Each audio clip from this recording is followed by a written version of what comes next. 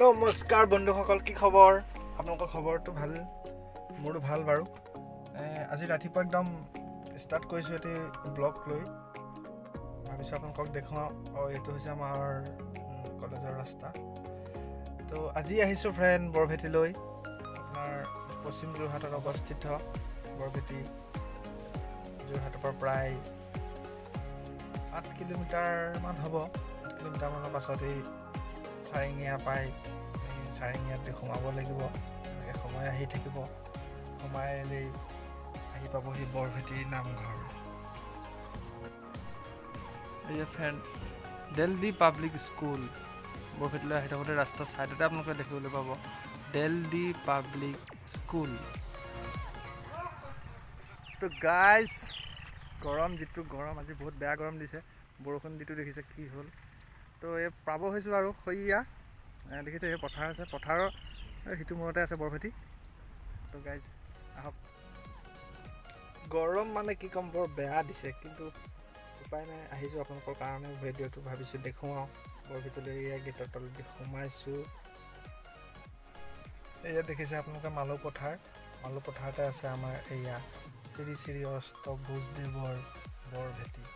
চাকি বন্তি লৈ ল'লোঁ, জ্বলাম এতিয়া। আপোনালোকলৈ বুলি জ্বলাম, মোৰলৈ বুলিও জ্বলাম।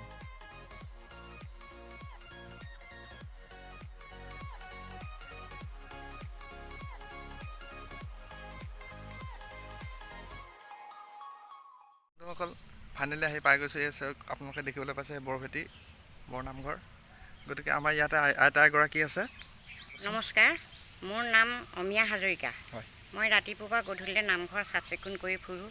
সুদূৰ অসমৰ মানুহক এটুপি পানী দি মই শুশ্ৰূষা কৰোঁ। হয়, আৰু নামঘৰ চফা তফা কৰি আৰু মই ইয়াতে আজি 25 বছৰ মই থকা হ'ল। 25 বছৰ ন? হয় হয় হয়। দেই 25 বছৰে এই আইতাগৰাকীয়ে কাম কৰি আছে ইয়াত, ৰাইজক সহায় কৰি আছে। তাৰ বাবে আইতাক জনালোঁ অশেষ ধন্যবাদ। চেলুট আইতা, চেলুট। গাইজ, বৰভেটি ইতিহাস বুলি ক'বলৈ গ'লে তেতিয়া দিনৰ ৰজা আছিলে লক্ষী সিংহ। তেতিয়া চন 1768 চন। তেতিয়াৰ মায়ামৰা সত্ৰৰ গোসাঁই আছিলে অষ্টভুজদেৱ। অষ্টভুজদেৱৰ পুত্ৰ সপ্তভুজে অসমত সিঁচৰিত হৈ থকা সকলো ভক্তক মতাই আনি এচপৰাকৈ মাটি দি এই ভেটি নিৰ্মাণ কৰিছিল। প্ৰায় ইয়াত ভকত আছিল 8,90,000। ইয়াত দেখিবলৈ পাইছে মই এই ভেটিতে চাকি জ্বলাইছোঁ, আপোনালোকলৈ জ্বলাইছোঁ আৰু মোলৈ জ্বলাইছোঁ। চব ভিডিঅ'টো আৰু আগলৈ চাই থাকিব, আৰু বহুত আছে নজনা কথা জানিবলগীয়া।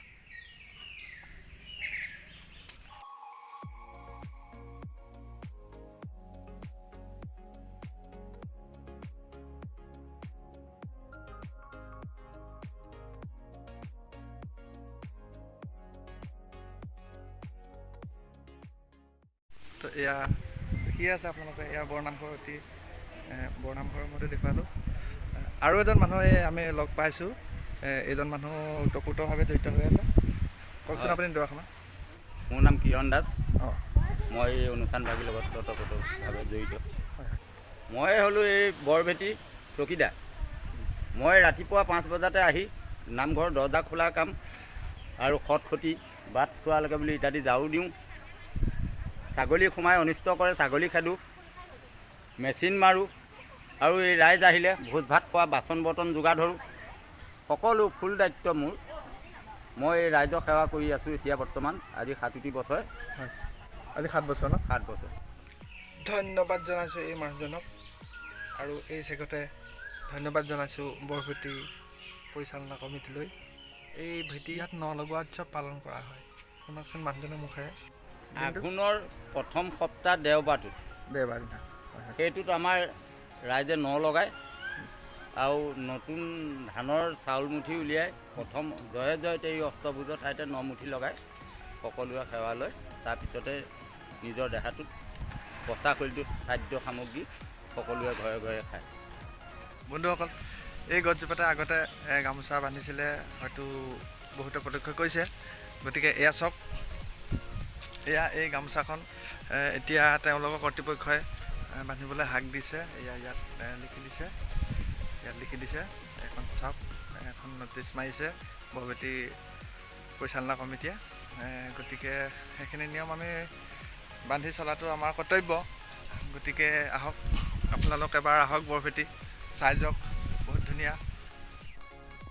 ইয়াতে নিৰ্দিষ্ট কৰি থৈছে, আপোনালোকে ইয়াতে গামোচা আগবঢ়াব পাৰিব। আইতা এগৰাকী লগ পাইছোঁ, আহিছে না আইতা আগতে? আহিছোঁ বৰবেটীলৈ আহিছোঁ আগতে আহিছে?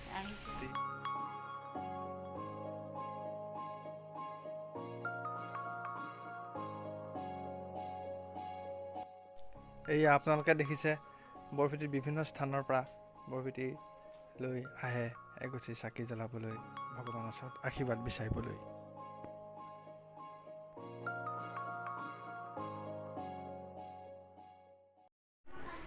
তো এই দেখি পাইছে, এতিয়া মই বৰবেটী নামঘৰৰ ভিতৰত আছোঁ। গতিকে আমাৰ ইয়াত পৰিচালনা কমিটিত থকা এজন মানুহৰ লগত এই কথা পাতিবলৈ চেষ্টা কৰিম। এজন বৰ্তাক লগ পাইছোঁ, গতিকে আপুনি দুআষাৰমান কৈ দিয়কচোন। এতিয়া আমাৰ মানে মায়াময়া সম্প্ৰদায়ৰ আমাৰ আদিগুৰু অষ্টভুজদেৱে আমাৰ ধৰ্মৰ শিষ্যসকল এটা সময়ত একত্ৰীকৰণ হৈ আমাৰ ধৰ্মক ৰক্ষা কৰিবৰ কাৰণে চিনস্বৰূপে 8,90,000 ভকতক সংগী কৰি অসমৰ বুৰঞ্জী বিখ্যাত পশ্চিম যোৰহাটৰ মালৌ পথাৰৰ এই 24 হাত দ জেগাত 8,90,000 ভকতৰ সৈতে এই বৰভেটি নিৰ্মাণ কৰিছিল। এই বৰভেটিতে তেখেতলোক মানৰ বিদ্ৰোহৰ প্ৰকোপত ইয়াতে তেখেতলোক অন্তৰ্ধান হ'ল, আৰু সেই দিনাৰ পৰাই এই বৰভেটিত আমাৰ মায়ামা সম্প্ৰদায়ৰ বৈষ্ণৱপ্ৰাণ ভক্তসকলে আহি সেৱাস্থলী হিচাপে স্থাপন কৰিলে, আৰু তেতিয়াৰ পৰা এই সেৱাৰ স্থলী হিচাপে গণ্য হ'ল। আৰু ইয়াত এখন কমিটি হ'ল, সেই কমিটি পৰ্যায়ক্ৰমে এই ভেটিটো পূৰ্ণগতিত আগবাঢ়িবলৈ ল'লে। তাৰপিছত আমাৰ নতুন কমিটি এখন গঠন হ'ল।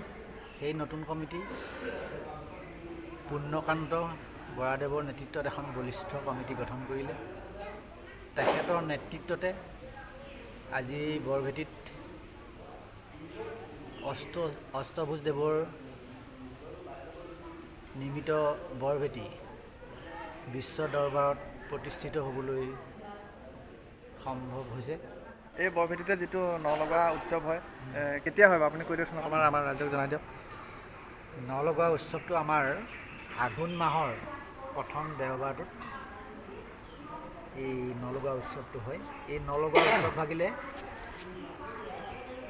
শদিয়াৰ পৰা ধুবুৰীলৈ যিমানখিনি জাতি বৰ্ণ নিৰ্বিশেষে সকলো ধৰ্মৰ লোকৰ মানুহ আহি এই বৰভেটিৰ প্ৰাংগণ জনসমুদ্ৰত পৰিণত হয়। আৰু এই অনুষ্ঠানটিত আমাৰ বিভিন্ন ধৰণৰ প্ৰশাসনে আমাক সহায় সাৰথি কৰে, আৰু স্থানীয় যিসকল অৰাজনৈতিক মঞ্চ আছে সেইসকলো আমাক এই অনুষ্ঠানভাগি সফল ৰূপায়ণ হোৱাত সকলো প্ৰকাৰে সহায় সহযোগিতা কৰে। হয়, ধন্যবাদ জনালোঁ কমিটিৰ এই তৰফক বহুত ধুনীয়াকৈ মন্তব্য আগবঢ়াইছে।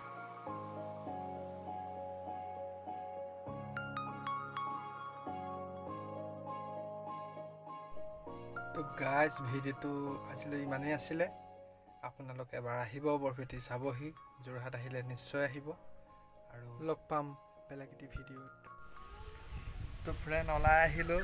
ভিডিঅ'টো একদম জবৰদস্ত। লাইক কৰিব, কমেণ্ট কৰিব, শ্বেয়াৰ কৰিব, সকলোকে অনুৰোধ জনালোঁ। টাটা।